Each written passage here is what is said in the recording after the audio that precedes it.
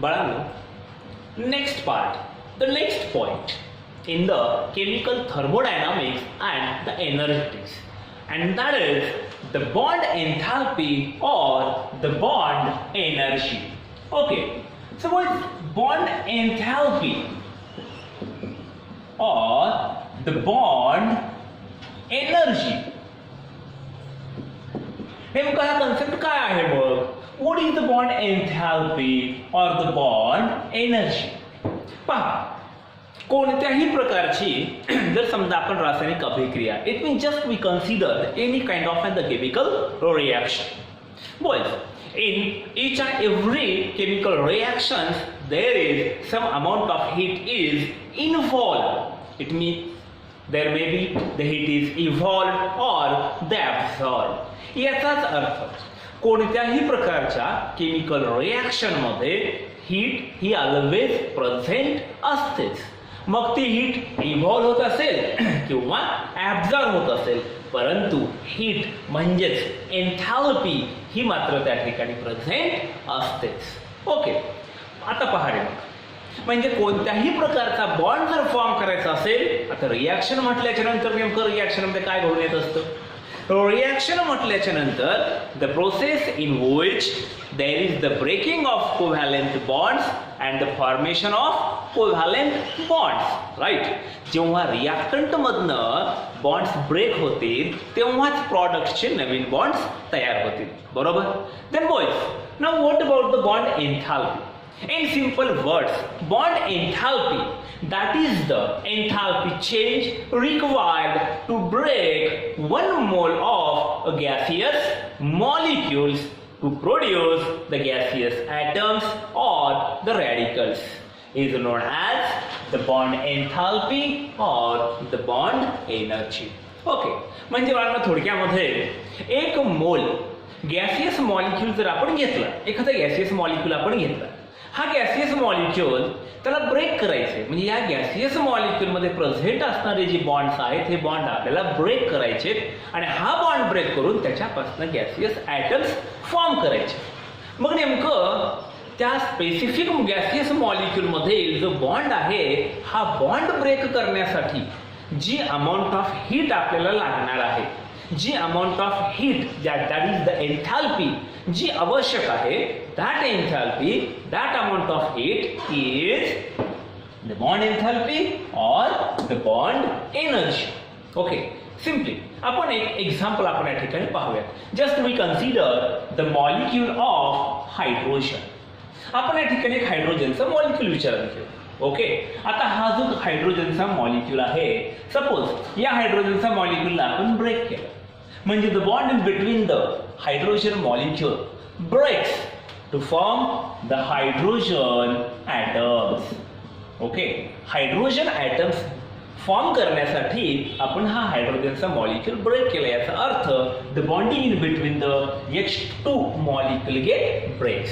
Okay, and the boys, हा molecule break करण्यासाठी म्हणजे इथं हायड्रोजन मध्ये असणारा जो बॉन्ड आहे, हा बॉन्ड ब्रेक करण्यासाठी साधारणपणे आपल्याला लागलेली जी एनर्जी आहे पहा, that is 436.4 kilo joule.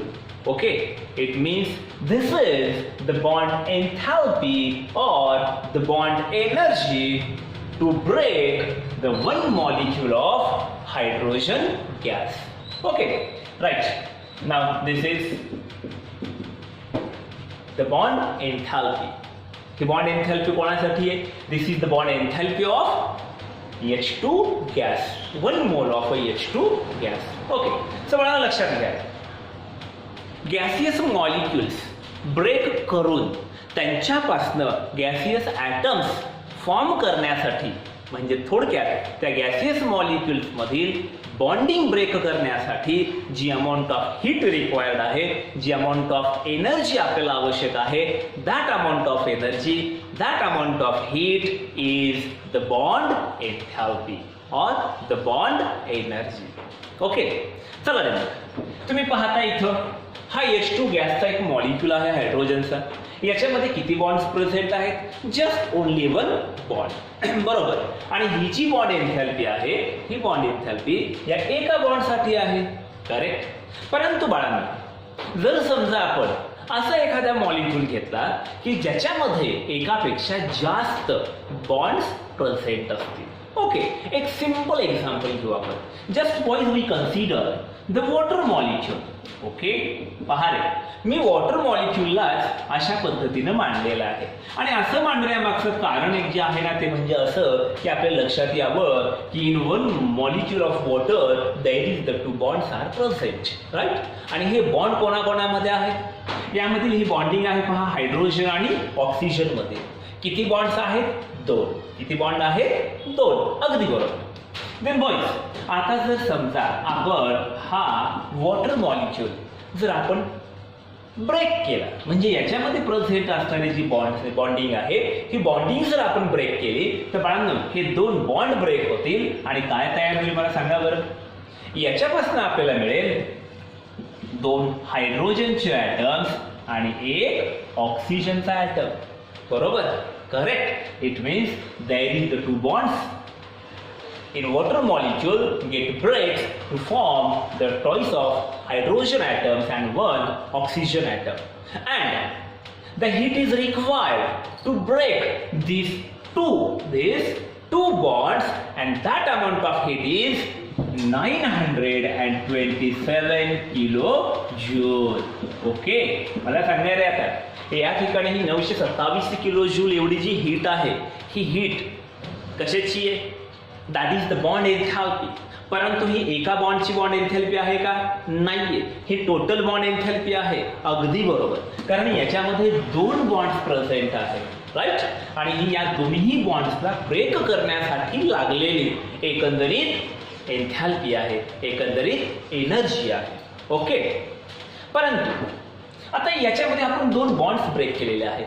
Correct. याचा अर्थ मिळाला कोणत्याही प्रकारच्या रिॲक्शन्स मध्ये हे दोन्ही बॉन्ड्स इन्स्टंटली ब्रेक होतात का? नाही. यामध्ये ज्या the molecules it means the polyatomic molecules मध्ये जी ब्रेकिंग होते ही ब्रेकिंग स्टेप बाय स्टेप होत असते. म्हणजे इथे जे 2 बॉन्ड्स प्रेझेंट आहेत सर्वात अगोदर यातला एक बॉन्ड ब्रेक झाला असेल. करेक्ट. आणि त्याच्यानंतर उर्वरित बॉन्ड ब्रेक झालेला आहे. पहा, म्हणजे simply this reaction takes place in 2 steps. ही रिॲक्शन किती स्टेप मध्ये घडून आलेली आहे? 2 स्टेप्स मध्ये. ओके. मग याची पहिली स्टेप कोणती? In the first step, firstly the bond in between hydrogen and oxygen, just a single bond in between the hydrogen and just oxygen get breaks. म्हणजे इथं आपल्याकडे आता तयार होईल H आणि OH. काय तयार झालेलं आहे? H and the OH. Okay. बाळांनो, या पहिल्या स्टेप मध्ये एकच बॉन्ड ब्रेक झालेला आहे. राईट. आणि हा एक बॉन्ड ब्रेक करण्यासाठी जेवढी आपल्याला हीट लागलेली आहे, जी एन्थॅल्पी आपल्याला लागलेली आहे, दॅट इज 499 किलो जूल. किती आहे ही? 499 किलो जूल्स. ओके. चला, this is the enthalpy to break one bond. Right. आता मग हा OH जो आहे म्हणजे याच्याकडे सुद्धा आणखीन एक हायड्रोजन ऑक्सिजन बॉन्ड प्रेझेंट आहे. बरोबर. मग आता आपण काय करूया? In the second step the bond in between hydrogen and oxygen, the second bond. Okay. हा बॉन्ड आपण या ठिकाणी ब्रेक करूया. आता हा बॉन्ड ब्रेक केल्याच्या नंतर आपल्याकडे काय फॉर्म होईल रे? Just 1 atom of oxygen and 1 atom of hydrogen. म्हणजे आता उरला सुरला दुसरा बॉन्ड सुद्धा या ठिकाणी ब्रेक झालेला आहे. मग आता याची बॉन्ड एन्थॅल्पी काय असेल? बाळांनो, एक गोष्ट लक्षात घ्यायची, ऑलवेज असं नाही नसतं की दोन्ही बॉन्डची बॉन्ड एन्थॅल्पी ही सारखीच येईल. ओके. सारखीच बॉन्ड एन्थॅल्पी असेलच असं आहे का? नाही. Correct. Boys, the first bond enthalpy is 499 kilojoule and the second bond enthalpy is 428 kilojoules. Okay, second bond enthalpy किती आहे? 428 kilojoules. पहा बरं मग या दोघांचं समेशन करा बरं, किती येतं पहा. हा, या दोघांचं समेशन येतं 927 kilojoules. Correct. It means this is the total bond enthalpy of water molecule. हे 927 किलोजूल हे काय आहे? हे त्या वॉटर मॉलिक्यूलची टोटल बॉन्ड एन्थॅल्पी आहे. राईट. मग तुम्हाला याची ॲव्हरेज बॉन्ड एन्थॅल्पी काय सांगता येईल? ॲव्हरेज बॉन्ड एन्थॅल्पी बाळांनो, ॲव्हरेज बॉन्ड एन्थॅल्पी जर आपल्याला मिळवायची असेल ते काम करायचं. टोटल बॉन्ड एन्थॅल्पी जेवढी आहे ना, या टोटल बॉन्ड एन्थॅल्पीला त्यामध्ये आपण जेवढे बॉन्ड्स ब्रेक केलेले आहेत तेवढे नंबर ऑफ बॉन्ड्सने डिवाइड करायचं. मला सांगा, पाण्याची टोटल बॉन्ड एन्थॅल्पी म्हणजे वॉटर मॉलिक्यूलची टोटल बॉन्ड एन्थॅल्पी किती मिळालेली आहे? 927 किलोजूल. अगदी बरोबर. बरं, वॉटर मॉलिक्यूल मध्ये किती बॉन्ड्स प्रेझेंट आहेत? 2. किती बॉन्ड्स आहेत? 2. दिस अँड दिस. करेक्ट. म्हणजे ही बॉन्ड एन्थॅल्पी किती बॉन्ड ब्रेक करण्यासाठी लागलेली आहे? 2 बॉन्ड ब्रेक करण्यासाठी. याचा अर्थ आपल्याला काय करायचं? ॲव्हरेज बॉन्ड एन्थॅल्पी मिळवण्यासाठी टोटल बॉन्ड एन्थॅल्पीला नंबर ऑफ ब्रेकिंग बॉन्ड्सने डिवाइड करायचं. याचा अर्थ द ॲव्हरेज बॉन्ड एन्थॅल्पी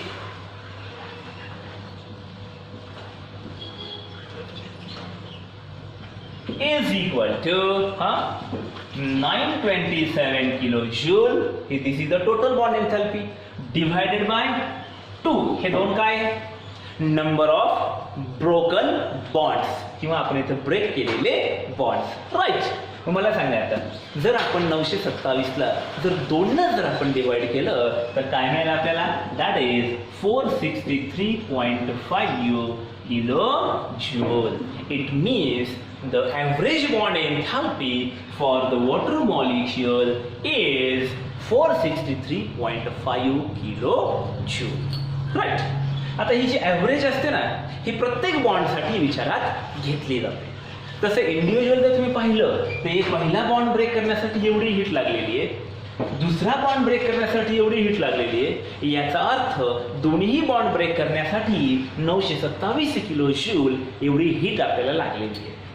मग नेमकं the bond एन्थॅल्पी of hydrogen and oxygen in water molecule आपण किती सांगणार? बरोबर. कारण पहा ना, दोघांची वेगवेगळी आहे. मग तुम्ही यातली कोणती सांगणार? आपण यातली कोणतीच सांगू शकत नाही. ओके, कोणतीही आपल्याला सांगता येणार नाहीये. मग आपण कसं ठरवणार याला? आपल्याला ठरवायचंय total bond enthalpy divided by the broken bonds. म्हणजे total bond enthalpy that is the 927 kilojoule divided by किती बॉन्ड ब्रेक करून आपल्याला तेवढी बॉन्ड एन्थॅल्पी मिळाली? 2. and that is 463.5 kilojoule is the bond enthalpy to break one bond in between hydrogen and oxygen in water molecule. Okay, and this is the average bond enthalpy. याच एन्थॅल्पीला काय म्हणू आपण? Average bond enthalpy. Right. Best.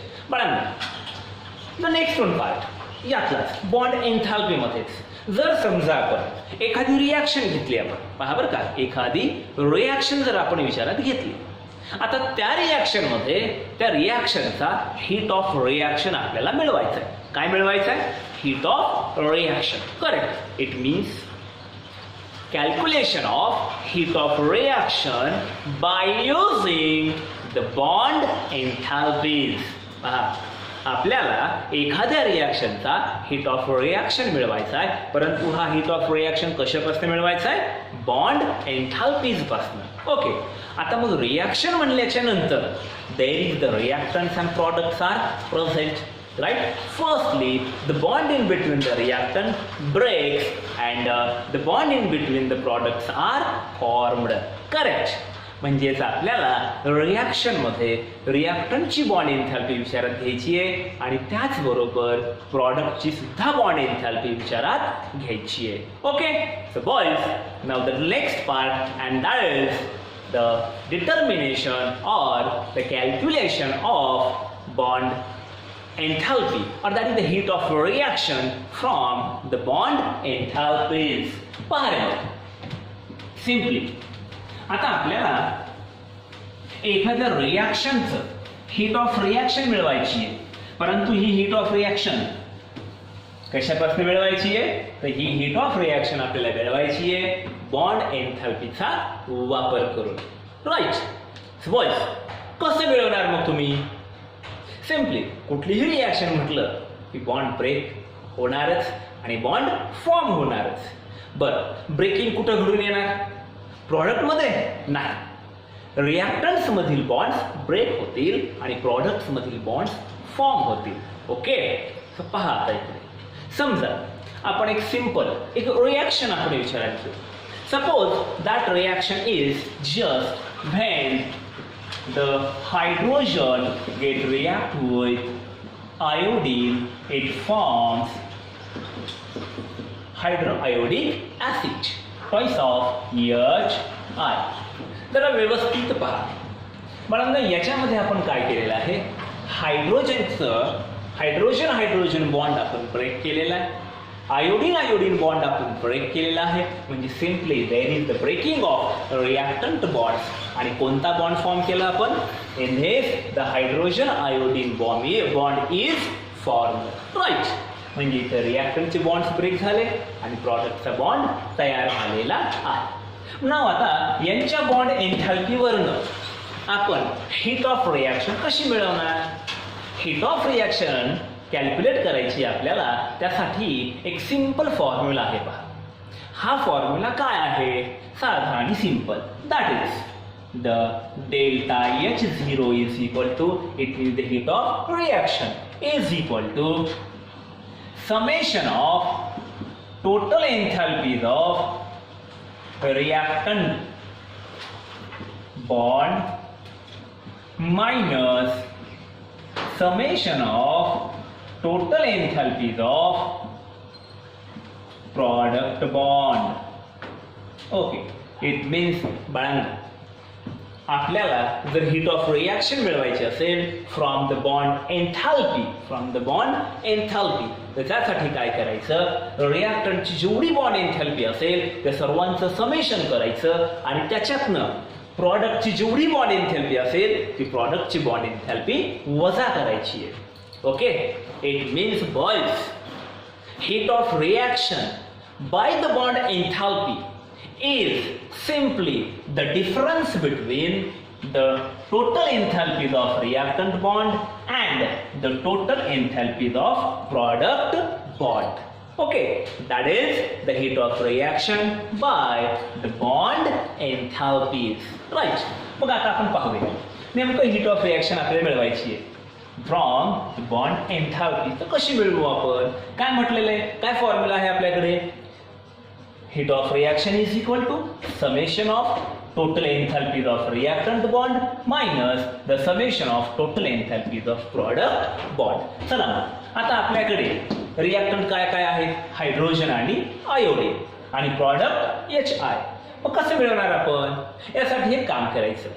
Simply पहा, delta H is equal to summation of. आता मला सांगा याच्यामध्ये reactant म्हटलं की रिॲक्टंट मध्ये कोणकोणते रिॲक्टंट्स आले? एक हायड्रोजन आणि दुसरा आयोडीन. पहा सिम्पली डेल्टा H0. हा आता याच्यामध्ये सुरुवातीचा पहिला रिॲक्टंट काय असेल आपला? बॉन्ड रिॲक्टंट बॉन्ड कोणता असेल? H plus bond एन्थॅल्पी of I. Correct, म्हणजे आपण कोणाची बेरीज केलेली? आपण हायड्रोजनच्या बॉन्ड एन्थॅल्पीची आणि आयोडीनच्या बॉन्ड एन्थॅल्पीचं आपण समेशन केलं minus.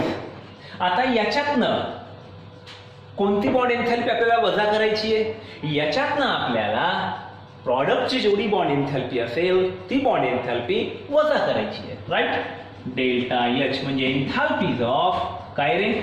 HI bond. But boys, there is how many HI molecules? 2. So 2 into the enthalpy of HI molecule. Okay. So अशा पद्धतीनं आपण रिॲक्टंट बॉन्ड्सच्या समेशन मधनं म्हणजेच the enthalpy of reactant bonds याच्यातनं the enthalpy of product bond जर आपण वजा केलं तर आपल्याला मिळतं heat of reaction from the bond enthalpies. Okay, so boys, this is the heat of reaction from the bond enthalpy. Okay, पहा परत एकदा heat of reaction by the bond enthalpy काय सांगू शकतो आपण? Heat of reaction by the bond enthalpy is simply the difference between the total enthalpies of reactant bond and the total enthalpies of product bond. That is the heat of reaction by the bond enthalpy.